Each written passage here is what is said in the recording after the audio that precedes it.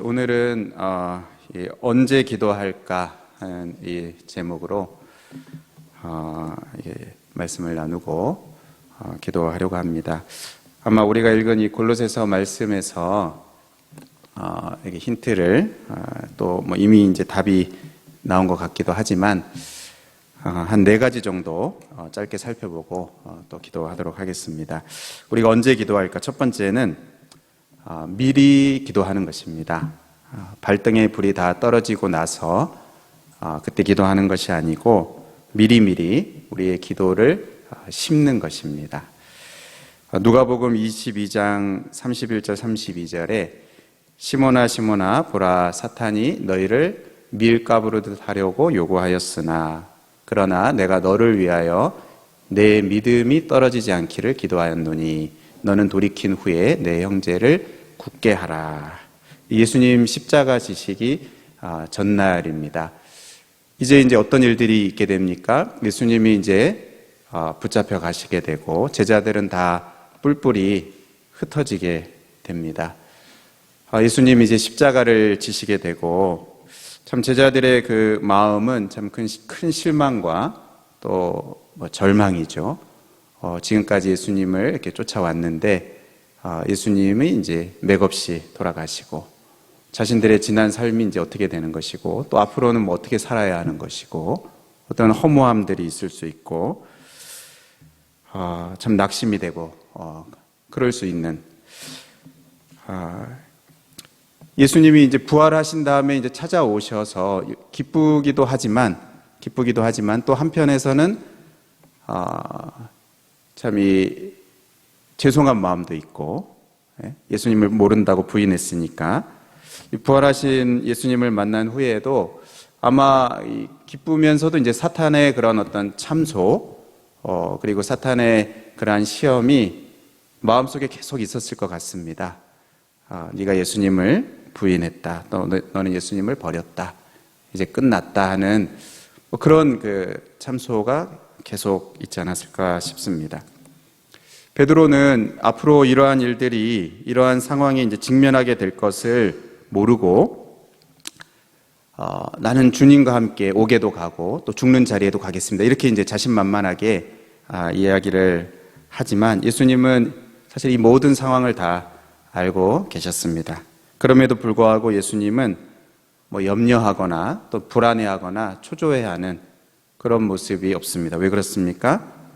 예수님이 미리 기도를 하셨습니다. 내 믿음이 떨어지지 않기를 기도하였노니.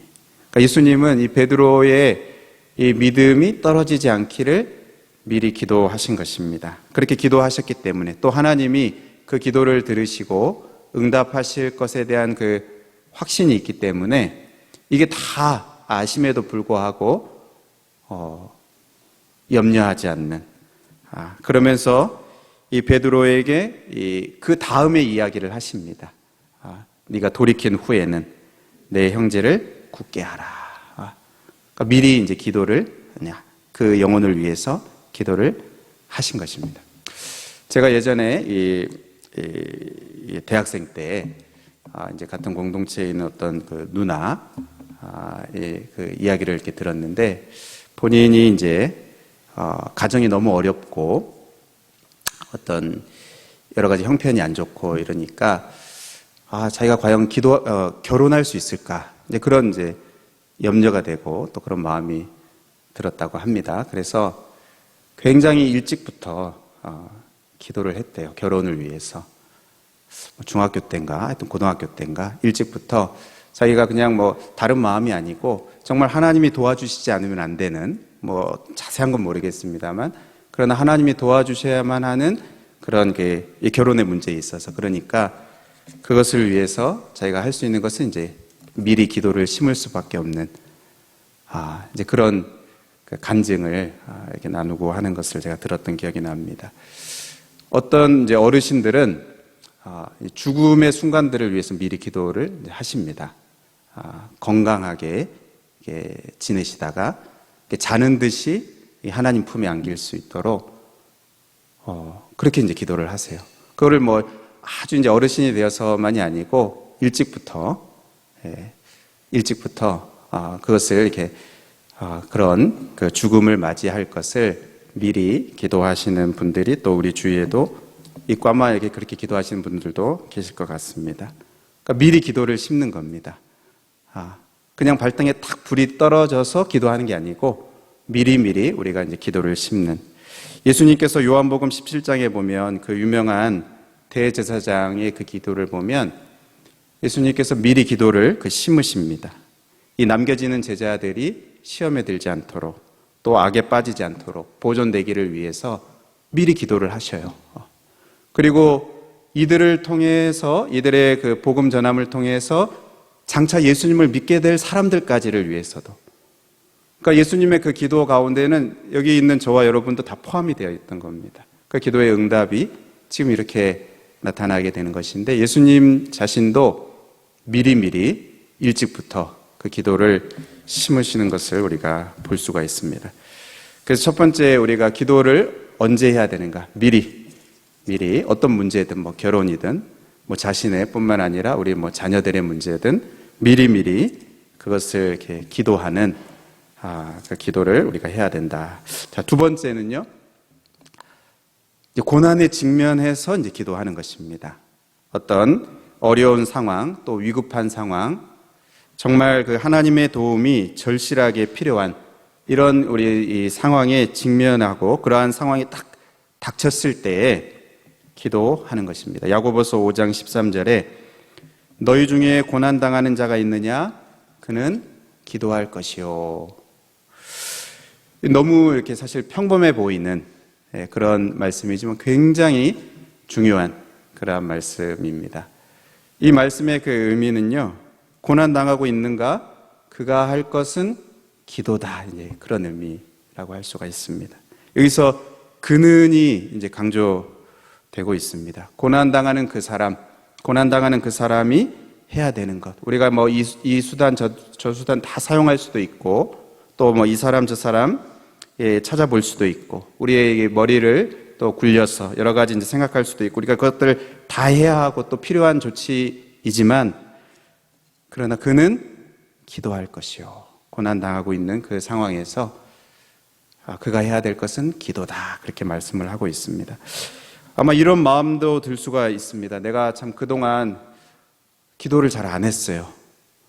이제 고난의 상황에 이제 직면해서 참 기도를 한다는 게 참 기도할 줄도 모르고 또 그동안 이렇게 기도를 안 하다가 어려운 순간이 찾아왔다고 기도하는 것 참 좀 하나님께 죄송하기도 하고 좀 염치가 없기도 하고 송구스럽기도 하고 그래서 참 기도하기가 이제 주저되는 그런 마음이 혹 들 수는 있습니다. 그런데 바로 그 순간에 기도해야 되는 고난당하는 그 순간 그 자리 그 사람 기도해야 된다. 이제 그렇게 말씀하는 것입니다. 우리가 잘 아는 시편 107편에 반복돼서 나오는 말씀이 바로 이것입니다. 시편 107편 4절 5절에 그들이 광야 사막길에서 방황하며 거주할 성읍을 찾지 못하고 줄이고 목이 말라 그들의 영혼이 그들 안에서 피곤하였도다. 얼마나 어렵겠습니까? 광야 한복판에서 방황하고 거주할 성읍을 찾지 못하고 줄이고 목이 마르는 그 영혼이 피곤한 그 상황에서 6절 7절에 이에 그들이 근심 중에 여호와께 부르짖으매 그들의 고통에서 건지셨다. 이게 107편에 계속해서 이제 반복됩니다. 여러 다른 상황을 또 언급하면서 13절에 이에 그들이 그 환난 중에 여호와께 부르짖으며 또 19절에 이에 그들이 그들의 고통 때문에 여호와께 부르짖으며 28절에도 이에 그들이 그들의 고통 때문에 여호와께 부르짖으며 그 고통의 그 상황 가운데에서 그 답답한 정말 그 어려운 그런 상황 가운데에서 해야 되는 기도. 여러분 아마도 우리가 절실하게 또 간절하게 기도하는 아마 대부분의 어떤 그 상황들이 뭐 이런 이제 상황이지 않겠습니까? 고난의 상황, 어려움이 있을 때 우리의 삶의 어떤 어려운 순간들이 이렇게 찾아올 때 우리의 기도가 더 절실해지고 또 간절해지고 하는데 이때 이 기도는 선택 사항이 아니고 필수다. 고난당하는 자 그는 기도할 것이다. 우리가 이것을 두 번째로 기억을 해야 되겠습니다. 다음 세 번째는요, 응답 이후에도 계속 기도하는 것입니다. 우리가 어떤 부분을 놓고 간절히 기도했는데 하나님의 응답이 있었습니다. 근데 그것으로 끝이 아니고 그 후에도 그 한 번 잡은 그 기도의 끈을 놓지 않고 계속 기도의 자리로 나아가는 것. 응답 이후에도 계속 기도하는 것. 이 대표적인 사람이 모세입니다. 모세가 우리가 잘 아는 출애굽기 33장에 보면 그 금송아지 사건 이후에 하나님께서 내가 이들과 함께 가지 않겠다 그렇게 말씀하셨어요. 내가 사자를 보내서 가나안 땅으로 인도는 하겠지만 내가 함께 가지 않겠다. 그럴 때 모세가 간절하게 기도를 하죠. 하나님께서 함께 가시지 않으면 아무 의미가 없습니다. 가나안 땅에 들어가도 아무 의미가 없습니다. 하나님이 우리와 함께 하셔야 됩니다. 하나님께서 그 뜻을 돌이키십니다. 그래서 내가 그러면 함께 가겠다. 내가 친히 가겠다. 그렇게 말씀하십니다. 그러면 다 끝난 거 아닙니까? 기도가 응답이 된 거죠.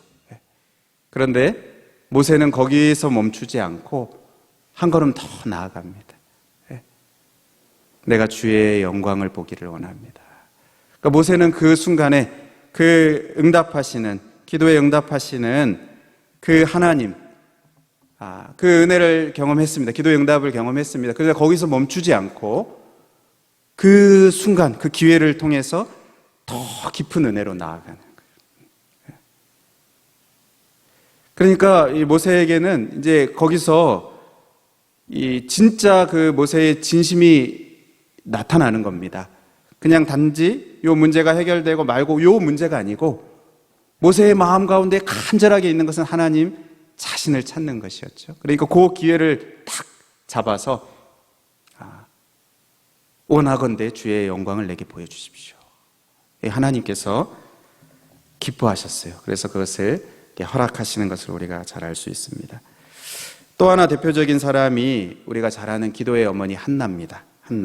한나가 임신하지 못하는 그런 상황 가운데에서 정말 마음이 괴로워서 하나님께 이제 기도하고 통곡합니다. 하나님이 한나의 기도를 들으시고 그 태의 문을 여셔서 아들을 주시고 그 이름을 이제 사무엘이라고 짓는데 사무엘이 여호와께 그를 구했다 하는 이제 그 뜻이죠.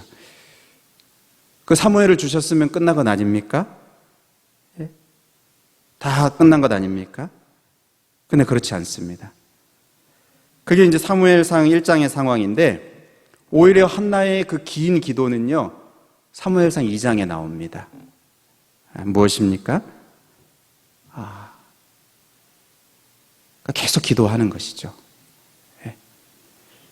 이 사무엘, 어린 사무엘을 젖대기까지 데리고 있다가 이제 나실인의 그 서약을 지키기 위해서 성막으로 이렇게 올라오는, 그래서 성막에서 봉사하도록 이 사무엘을 이렇게 드리면서 한 그 기도가 사무엘상 2장에 길게 나옵니다.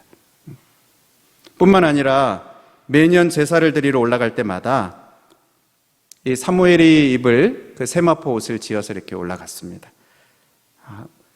이 사무엘을 위해서 계속 기도했다라는 말은 없지만 그가 그 사무엘을 생각하면서 옷을 지으면서 무엇을 했겠습니까? 그것을 생각하고 기도했겠죠. 그 영혼을 위해서. 또 그가 섬겨야 되는, 이 옷을 입고 섬겨야 되는 이 중한 일을 위해서 계속 기도를 했을 것입니다. 그걸 생각하며 기도했을 것입니다.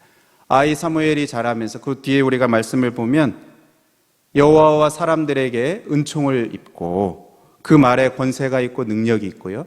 그리고 이스라엘의 그 회복을 위해서 크게 쓰임받는, 평생 쓰임받는 그 일이 그냥 거저 된 것이 아닙니다. 기도의 어머니 한나가 있었기 때문입니다. 우리 수험생들의 어머니들도, 우리가 어제도 이렇게 뵈니까, 어제 이제 수험, 시험 당일이지 않습니까? 그러니까 또 교회에 오셔서 기도하시더라고요. 기도하시고 이렇게 하셨는데, 이후에도 계속 기도를 하셔야 되지 않겠나, 이제 그런 생각이 듭니다. 뭐 그만큼 이렇게 오셔서 하시지 못한다 하더라도, 그러나 그 자녀들을 위해서, 이들의 장래를 위해서 요 시험만이 아니고 더 중요한 것들이 앞으로 많이 있으니까 그것을 위해서 계속 기도해야 되는. 그러니까 언제 기도해야 됩니까? 응답받은 이후에도 그 기도의 끈을 놓지 않고 계속 기도하는 것이 필요합니다. 마지막으로 언제 기도해야 되는가? 늘 깨어서 기도하는 것입니다. 계속 기도하는 것입니다. 오늘 골로새서 4장 2절의 말씀, 기도를 계속하고 기도에 감사함으로 깨어 있으라. 또 에베소서 6장 18절의 말씀입니다. 모든 기도와 간구를 하되 항상 성령 안에서 기도하고 이를 위하여 깨어 구하기를 항상 힘쓰며. 예.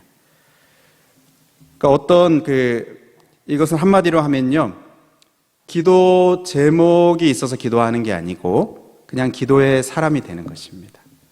그러니까 특별한 그 기도의 제목으로만 그게 있어서 기도의 자리에 나아가고 그것을 구하고, 그것보다 이제 한 단계 더 나아가서, 한 단계 더 올라가서 이 하나님과의 그 특별한 관계를 계속 유지하는 것입니다. 하나님과의 그 소통의 관계가 늘 이렇게 연결되어 있는 겁니다.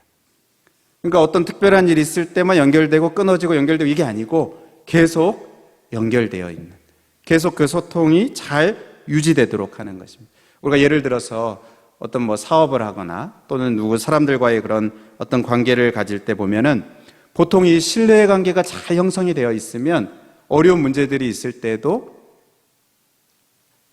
이게 쉽게 잘 통과될 수가 있습니다.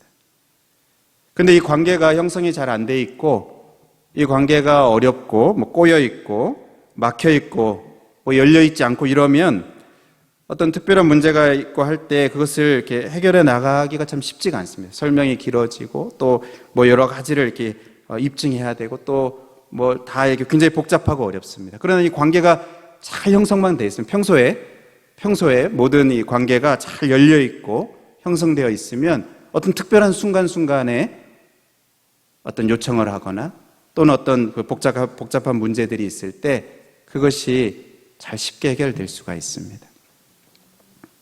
예를 들어 보면 이제 그런 것입니다. 우리가 늘 깨어서 기도한다, 기도를 계속한다 하는 것은 어떤 그 특별한 제목 때문에 기도하는 게 아니고 하나님 자신을 구하는 것이, 하나님 자신과 이 두터운 신뢰의 관계를 가지고 있는 것, 평소에 늘 그것을 유지하는 것입니다.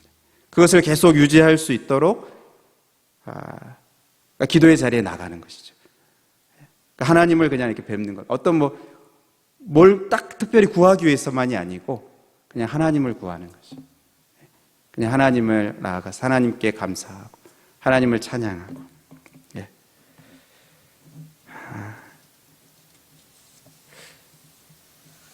우리가 성경에 보면 다윗 같은 사람도 이제 그런 사람이고 또 느헤미야도 제가 보면 그런 사람인 것 같습니다. 늘 하나님께 또 기도하고. 가장 대표적인 게 예수님이죠. 예수님 새벽 미명에 나아가서 평소 습관을 따라서 감람산에 가셔서 이렇게 기도하시는데, 예수님께서 어떤 날마다 어떤 그 하루의 일과를 시작하시면서 또 그날 있을 여러 일들을 위해서는 기도하셨겠지만 그것만이 아니라 그냥 하나님 자신을 이렇게 구한 것입니다. 하나님 앞에 나아간 것입니다. 늘 하나님 아버지와의 관계를 그렇게 잘 유지하는 그런 그 기도 생활을 계속 하신 것입니다. 그러니까 그 특별한 어떤 일들, 그 상황들에 직면했을 때 하나님 앞에 기도하는 그 순간순간에 이렇게 기도하는 그 기도가 굉장히 효과적으로 응답되는, 그러니까 평소에도 하나님 아버지의 마음을 알고 그 상황 가운데에서 하나님 아버지의 뜻대로 합당하게 또 기도하고, 그러니까 하나님께서 또 응답하시고 하는 이러한 일이 되는, 그것이 평소에 하나님 아버지와 늘 소통하는 그 기도의 생활을 하셨기 때문입니다. 여러분, 말씀을 이제 정리하고 우리가 기도하려고 하는데, 우리가 언제 기도해야 합니까? 첫 번째는 미리 기도하는 겁니다. 기도를 심어두면 언젠가는 하나님의 그 때가 되면 하나님께서 싹이 나게 하시고 또 열매를 맺게 하십니다. 또 언제 우리가 기도합니까? 위기에 직면해서 고난의 상황에 닥쳤을 때에 그때야말로 진짜 기도해야 되는, 다른 것들도 다 하지만 그 고난당하는 그는 기도할 것이다.